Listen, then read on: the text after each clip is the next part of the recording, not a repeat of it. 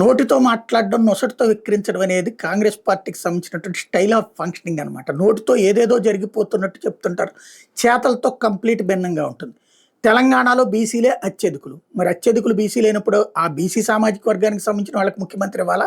రెడ్డి సామాజిక వర్గానికి సంబంధించిన వాళ్ళకి ముఖ్యమంత్రి ఇవ్వాలా? ఇప్పుడు అదే రేవంత్ రెడ్డి వచ్చేటప్పటికి బీసీల సామాజిక అభ్యున్నతి వాళ్ళకి సంబంధించినటువంటిదంతా సర్వేలు చేయించాం.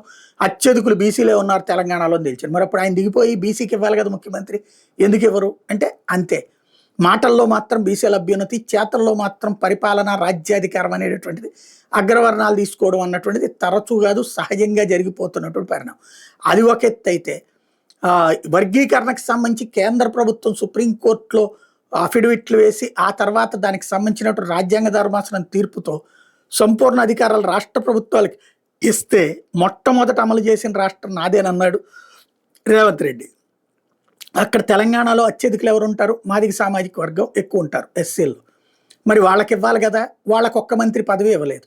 వాళ్ళు ఇప్పుడు ఆ ఎమ్మెల్యేలు అందరూ కలిసి అధిష్టానాన్ని దగ్గరికి వెళ్ళారు, మీనాక్షి నటరాజన్ దగ్గరికి వెళ్ళారు. ఆవిడ మాట్లాడింది. అదే సందర్భంలో వాళ్ళు మంత్రివర్గంలో స్థానం కావాలని చెప్పి గట్టిగా పట్టుబడుతున్నారు. మరి అక్కడ ఉన్నటువంటి ప్రధానమైనటువంటి బీసీలకి ముఖ్యమంత్రి పదవి రాదు, ఎస్సీల్లో మాదిగ సామాజిక వర్గానికి మంత్రి పదవి రాదు. మరి ఎవరికి సామాజిక న్యాయం చేసినట్టు? నోటితో మాత్రం విపరీతమైన సామాజిక న్యాయం జరిగిపోతూ ఉంటుంది అక్కడ.